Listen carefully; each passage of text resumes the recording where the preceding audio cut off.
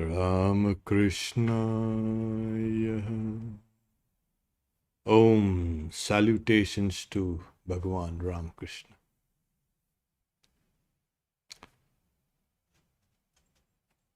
Japa, highest penance. The moment you hear the word penance, it smacks of two things. Religion, obviously, and torture, pain.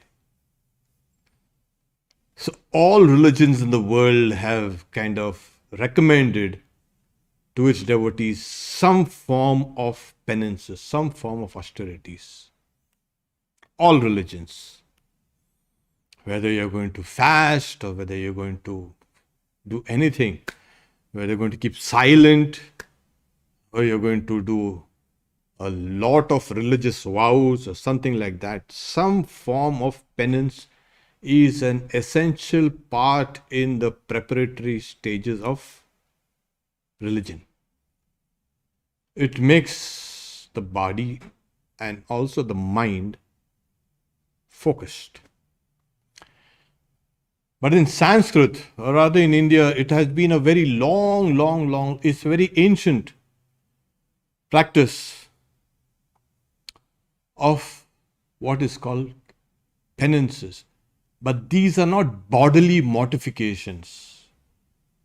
Penances are technically called tapa.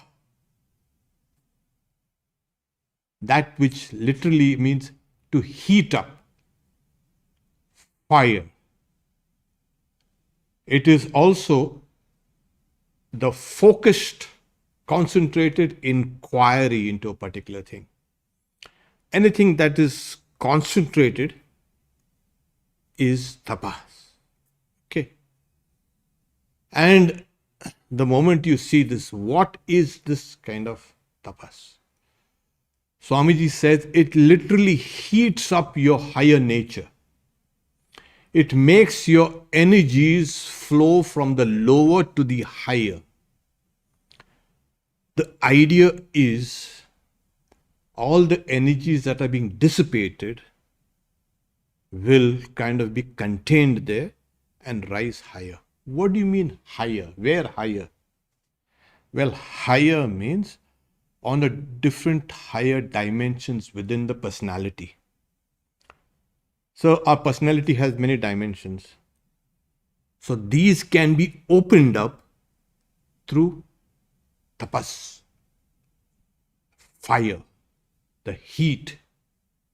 And you know, when you have a kind of you can, with a lens, with a convex lens, you can integrate all the rays of the sun, make them into a pinpoint, and they can burn things, paper especially. So the concentrated, you can say, rays of the personality are kind of focused in one part. So there are various forms of penances. And like I said, people go to sometimes the very extremes. But the Bhagavad Gita is very clear. This kind of bodily mortifications is not good. So the Lord says, Karshayanta sharirastam bhutagramama chetasa. They kind of torture the body. They don't realize that I am there within that. So this is kind of a display of some of these various forms of mortifications. Standing on one foot. Yeah.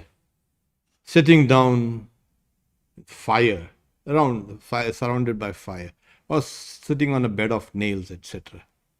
Yeah, we've seen all this, we've heard all this, all these. Is it possible? Oh yes, it is possible. And it is doable. Any ordinary person also can do. There's nothing special. But you must understand the principle behind what they are trying to do. A person decides to stand on one leg for 12 years. Well, sits down in a kind of surrounded by fire. It's called, in the old days, it was Panchatapa, the 5 fires. Sitting. The principle is enduring pain, and that pain is helping the mind concentrate. You see, it goes a kind of a roundabout way. You are supposed to concentrate, but since concentration is extremely difficult, and in this age we are so highly distracted, our energies are dissipated, we just can't concentrate. So the usual practice was to fix some practices in such a way that it will concentrate your mind. Okay, this is the principle. Now, can we do it with Japa? And yes, so practicing Japa is the best form of penance.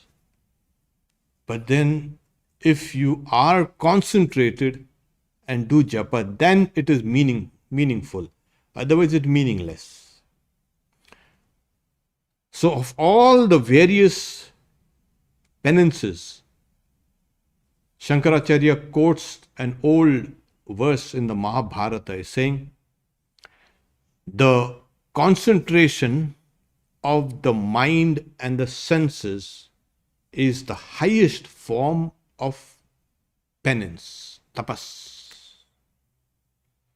Indriya mano buddhir ekagram paramam tapa uchyate. That's the highest form of tapa. When you can make your senses, your body, your mind and your intellect one-pointed. And the rest of the verse says that this concentration is the highest virtue. We're saying do good and do bad and all these things, these are virtues. No, the highest virtue is this concentration. You put the whole focus into one point and sustain it for a length of time. Okay, this I think is understood. Now, the problem comes is when you are trying to do japa, okay, and you're supposed to do it in a very concentrated fashion. We can understand the mind is structurally designed to be restless. Yeah, that's the nature of the mind. There are, in the spiritual literature, it's called a monkey mind. The beginner's mind is the monkey mind. Okay. And the problem is you cannot even kill that darned monkey. It has to be tamed, it has to be trained. But for a person who starts, because the mind has a faculty of deliberation. Is this, is it that? It doubts. It moves around the object. So it is restless. Then the memories that are there in the subconscious mind, they are not static. It's like this static, this thing is kept here, it will stay here. No. If you put this thing in the mind, the microphone in the mind, you'll find the microphone has landed up there. And then it will come up here. That's why you get all those crazy dreams, Like you're sitting in the airplane and the elephant is sitting beside you. How did that happen? You haven't done that deliberately. No, that's the fluidity of their subconscious mind. Okay. So when you're trying to meditate, you're trying to do japa, your whole subconscious mind is involved, it's very fluid. You can't do anything about it. You try to hold image of the deity in your mind, trying to focus on it, and it moves. And it moves here and moves there, all over the place. And then when you sit down, the mind tells you, why do you do such stupid things as close your eyes. Okay? Go and do something more useful. You're wasting your time. And then you get up thinking, yeah, I'll do something useful. And then the mind will tell you, aren't you meditating? You should be meditating. Shame on you. And then you come to meditate, and then try to, the mind will tell you, I told you, you can't do that. You're useless. Get out and do something more there. That is what is happening with the mind. So that's a deliberative. And we have mentioned how the subconsciousness, it's a very dynamic area down there. We are not even aware. And that's the problem with human awareness. We make such a big thing out of awareness. We know hardly anything of our own psychology. Simple. It's vast, it's complex, yeah, it's rich. And to get a handle on that, it needs tremendous efforts. So the scriptures say, use their intellect to control the mind and the subconscious mind. Conscious mind? Yeah, that's a good thing. Because the intellect is much more stable. But then, it depends on the person also. How much practice has that person have? In today's world, you open one app and then the next moment you're opening another app. In the old days, we could take a book and sit down for a couple of hours without any problem. The intellect was trained to sit down and keep on reading and reading and reading and reading. Today's world has become very difficult. So, yoga is using that intellect, buddhi is called, in order to kind of police the mind, the subconscious mind and the conscious mind. At times, you're feeling so dull, and especially when you sit down to meditate, after a while you'll fall asleep. So your intellect also is gone. Because when you're in the state of drowsiness, there's no intelligence there. It's all darkness. Now you are faced with a big problem. With what do I do japa? Okay. Now, the idea is, from the periphery, you've got to pull in all the energies towards the center. This is what is called focus or concentration or meditation. You're focusing all the energies to a center from the periphery. You've got to literally draw it in, and it comes to that center in a kind of a swirling motion. It swirls down. Like you can see how things swirl towards the center. Or you can, when you can, in a wash basin, in a sink, and you see the water swirling down. That's the way the energies will flow towards the center. The center was supposed to be that intellect, buddhi, because that's the sentinel. But there is another, you can say, faculty of the mind. And that faculty is your sense of identity. You don't forget your identity so easily, isn't it? Except when you fall asleep or in a swoon, or you're intoxicated or something, all that. The sense of self fragments. But generally the sense of self is very stable. Oh, my mind is restless. Oh, my mind is talking to me. I'm talking back to my mind. So the self is in a way more robust than any other thing that you. But the self itself, the ego, is your enemy. Yeah, you've got to make it your friend. No point in sitting down and saying, that's my enemy, and that enemy is going to get stronger. You've got to make that enemy your friend. So that's what the Bhagavad Gita also says, that uddhared atmanatmanam natmanam avasadayat. So you have to raise yourself, you have to raise your mind by your own mind. Never let your mind drop down. For the mind is one's own friend and the mind is one's own enemy. That is clear? Okay. So the sense of the ego, that is now your greatest enemy. That has to be now made into a friend. How?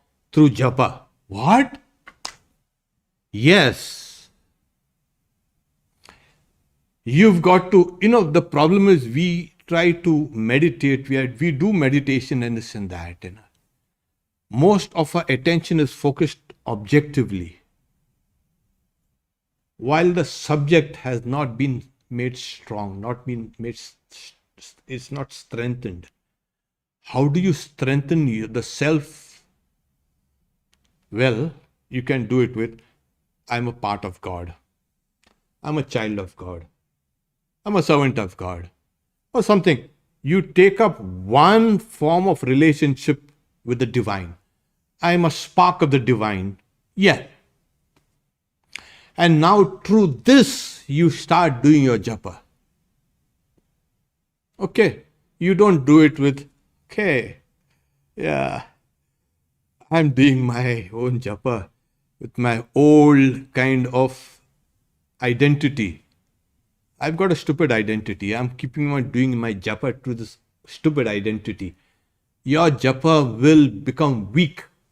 It won't flow in a continuous stream.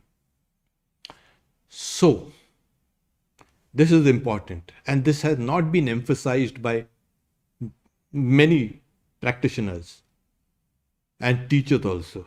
Use the sense of the self, create an identity, a new identity. You must, to succeed in spiritual life, you cannot be a stupid old damn fool and say, I want to realize God. It doesn't work like that. You have to first fix a relationship with God. I am a child. The attitude or the relationship with your, you can say, deity. Like Sri Ramakrishna said, first you've got to fix a kind of a relationship with the deity. What exactly you want to do. Then through that relationship, do your japa. I think this is easy. Well, I'm a child of God and I'm taking that name of the God, that God now. I'm a spark of the divine, I'm taking that name now. It becomes less taxing on the body and the mind. Then all your energies will flow to that point in the center of your heart. This is the form of concentration. This can also become tapas or penance or whatever. The idea is focus. Constantly keep on hitting and hitting and hitting till the whole thing breaks. So, there are two main concepts that I've given you. The idea of tapas, the penance, that which concentrates the mind. And that concentration is important because it heats up, literally heats up your higher nature. Your higher dimensions are open because of that heat. So what actually heats up? Is it your body? In extreme cases, yes. But it is your life breath, your prana. And the prana is in the center. It's like here, the body is here and the mind is here.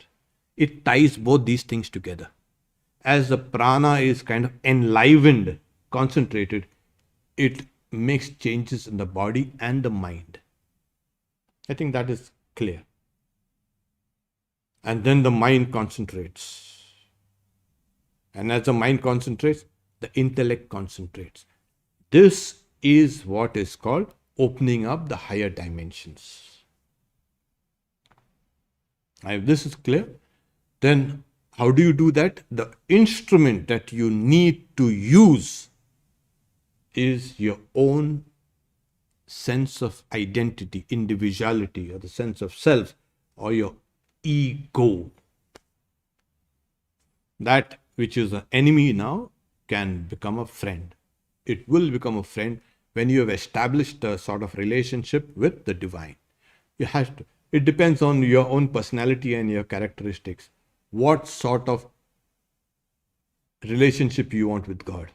Like a God is my mother or a father, or a kind of friend or a teacher, whatever. God is also, as I say, my lover. That's in the highest levels of, you can say, bhakti, when God is looked upon as a love. It's called Madhura Bhav. So, Shri Ramakrishna recommends that I'm a child of God. That's the best, purest, safest relationship. Now, through this relationship, you start doing your japa. This transforms your ego from the enemy to a friend, as well as makes your japa more effective. This is the highest penance, japa. Okay. Now, for all practical purposes that we've seen, we'll take up an exercise. Sit down straight, please.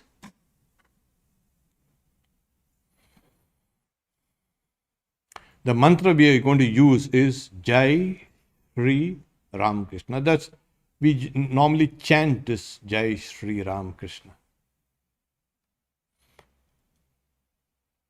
If you have been initiated in any other tradition, please take that mantra and that tradition and that deity, everything. You don't have to fix it with this only. This is for just for a practice here.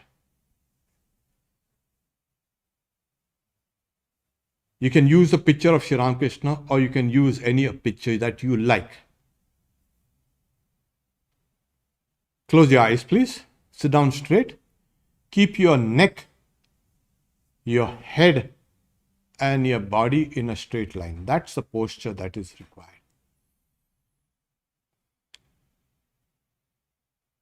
Detach the tongue from touching its teeth and its palate, etc.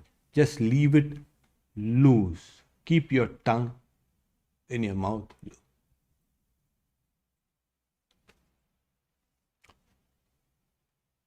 Focus your eyeballs right at the space just outside your lips. 2 or 3 inches away from your lips or your chin. Look at that space down there. When you focus your eyeballs on a spot, this helps in concentration. Now see that the tongue doesn't move and the eyes also do not move.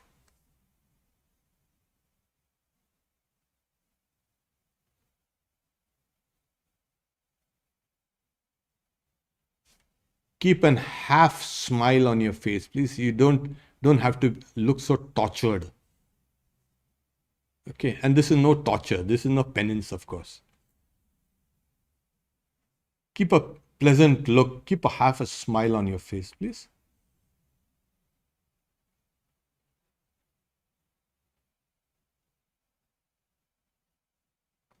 Now become aware of your chest rising and falling with each breath.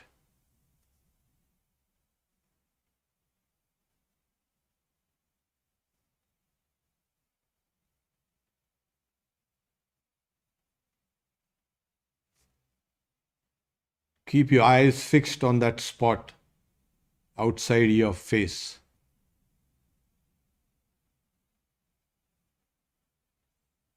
Become aware of the rise and the fall of your chest. Just simple awareness.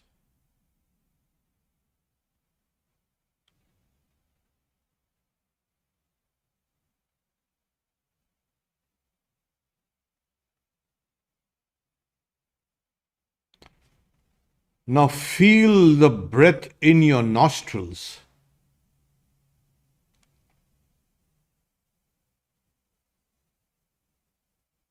Don't force your breath, just become aware.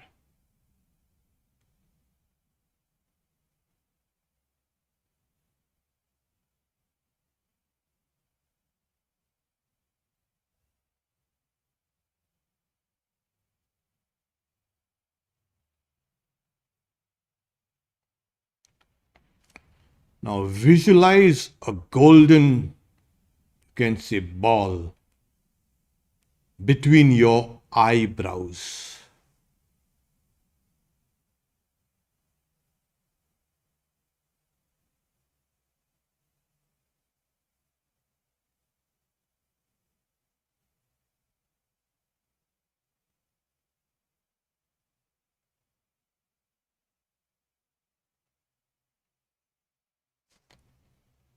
Visualize the deity you like in that golden ball there between your eyebrows. In this case, we mentioned it is Shri Ram Krishna. Visualize it there.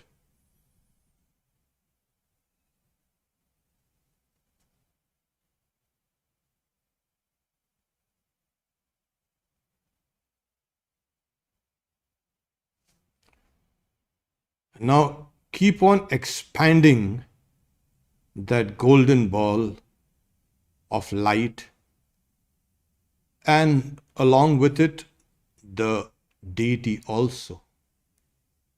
Keep on expanding it.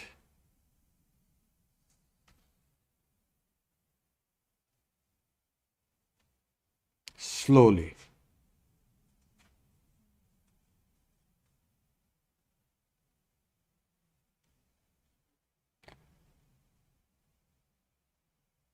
Now fix the relationship with that deity.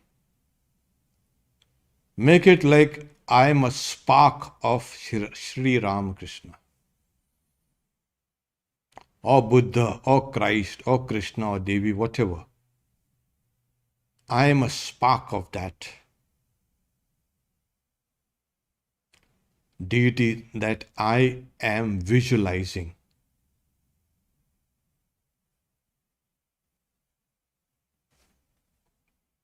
And again, keep on expanding that ball of light in which Sri Ramakrishna is there.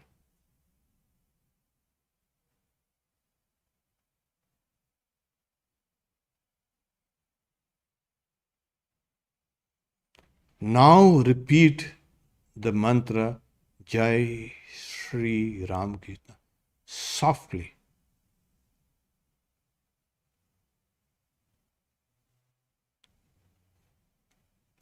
With the knowledge that I am a spark of that Ramakrishna.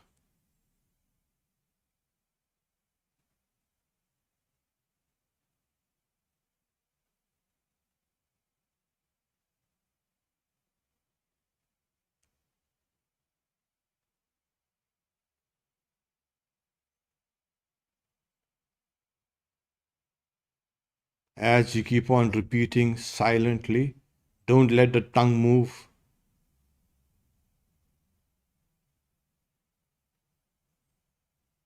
Keep on expanding that ball of light till it has filled your entire head and your neck and your shoulders and everything.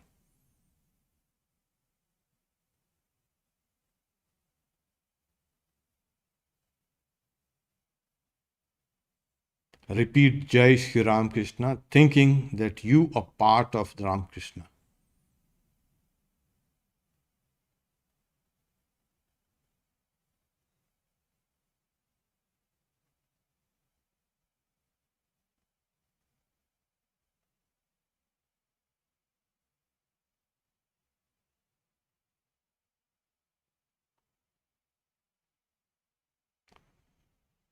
Become aware of your breath, please, in the nostrils. We'll taper it down now.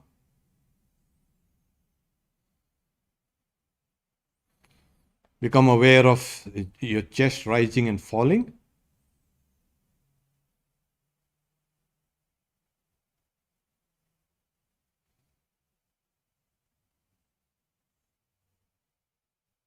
Move your fingers and your toes, wriggle them.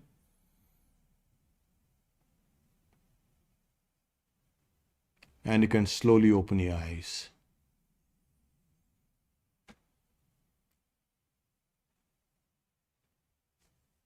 Om Shanti Shanti Shanti Harihi Om Tat Sat Shri Ram Krishna Arpanamastu.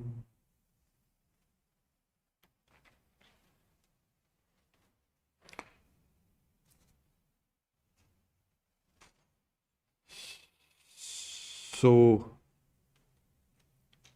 I have understood consciousness, but how to overcome mind chattering worldly thoughts? There's one way, the most simplest way. Practice. If the mind chatters, you don't chatter back at the mind. That saves half the trouble. Okay. Generally, we keep on talking. That monologue of the mind has to be a monologue only. It should not be a dialogue, not two. So, and it needs practice and practice and practice. Okay. What are your thoughts on mindful breathing meditation versus mantra meditation? What are my thoughts? It's not my thoughts, it's what the books on yoga have spoken about. So, what is mindful? Mindful is vipassana. That's an old Indian Sanskrit word, vipassana, which the Lord Buddha has taught and which he also learned from the yogis. So, if you can do your mantra mindfully, that's combining mindfulness and the mantra japa. Okay. Otherwise, you're mindful of your breath, you're mindful of your body. It's graded. You have to become mindful of your body, and then mindful of your breath, and mindful of your thoughts and the contents of your thoughts, etc., one after another. So you be mindful and do your japa. So mindful japa, that is a good combination. Sometimes when I'm chanting the mantra, my mind gets distracted with the outside noise. How can I avoid this? Keep on doing it. You see, the brain is designed to try to understand what's going around. It doesn't want to leave you in the dark because somebody might come with something to hit you. So the brain has to become aware of things. But as you keep on practicing, don't pay attention to distractions. Like now you're looking at me and I'm looking at you. Obviously, the other things which are there around you, you're not paying attention. So they don't exist for you right now. So similarly, keep on focusing on the mantra. The outside noises will become less distractive. There will come a time when as you keep on doing your japa and meditation, what will happen? You will see even sounds which are nearby as it were coming from a great distance and as it were coming through a long tunnel. Yes, even sounds nearby will appear to be coming from a great distance. That's because your organ of hearing, the brain centers connected, are now the energies are being focused on a different level. So at one time, you will just stop hearing everything. So Swami Satyamayananda, when he was writing the Great Master, it was a busy house and everybody was laughing and joking and talking loudly. Volapma said, scolding all the people there. the Swami is writing and you are all talking there loudly. Don't you have any sense? So Swami Sharadana, don't worry. I tell my ears, don't listen to anything right now. So that's a yogi. Okay. Till you come to that state, don't pay attention to outside noises. Well, what happens when you pay attention? One thing will lead to another, another. That's what the mind wants. Don't go for that. Stick to the repetition of the mantra or the meditation. Without destroying all seeds of desire, can perfect stillness in meditation be achieved? No. You have to destroy all seeds of desire till perfect stillness in meditation is achieved. Okay. Hundreds of desires. You convert all of them and push them towards God. I want to see God. When those desires have coalesced and are focused towards another direction, they become helpful in the vision of God. Okay. Is it considered japa to repeat the mantra throughout the daily task as well, focusing on the mantra? Oh yes, as you sit for meditation, you keep a stream of repetition when you're doing tasks which does not need focus. But when you're walking, you're bicycling, you're doing any other thing, you're bathing, whatever, you can repeat the mantra. So, and then when you sit down finally for meditation, that entire day's practice comes and really pushes you up to a next level. So that's a good practice. That's part of Japa Yoga. Okay. I can't seem to sit in the lotus position. This is an obstacle to awakening. Also, when I meditate, my ego is sometimes anxious. How to overcome this fear? First, you don't need to sit down in the lotus position, Padmasana. Any position sitting will, as long as your spinal cord is held in a straight line. This is the first principle. The second principle is the ego.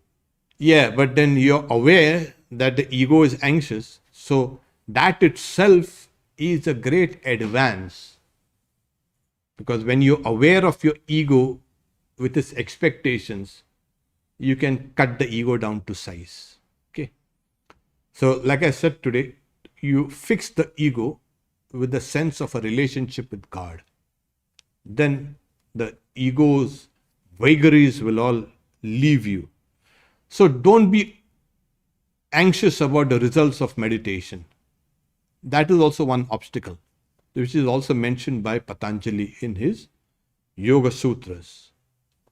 So have the desire to see God face to face in meditation. Don't be anxious about any other thing. If you can be anxious, I want to see God today in my meditation. So let that also be a part of your thought, and then it will, your restlessness and anxiety all will go. To practice tapas through japa, should I concentrate on my chosen deity or in my relationship with it, or both? Both. So your relation, when you're looking at the picture of Shri Ramakrishna, look at it, oh, that's my father, or my mother, or my friend, or my, that's a whole I'm a part. Look at it like that and keep on repeating your mantra. That's the best way you can do. So this thought that God is my father or mother, whatever, that relationship should be at the background of your japa. Okay. So next class on Saturday will be suspended because of Kali Puja and Diwali this Saturday. Okay. So we are in a holiday mood.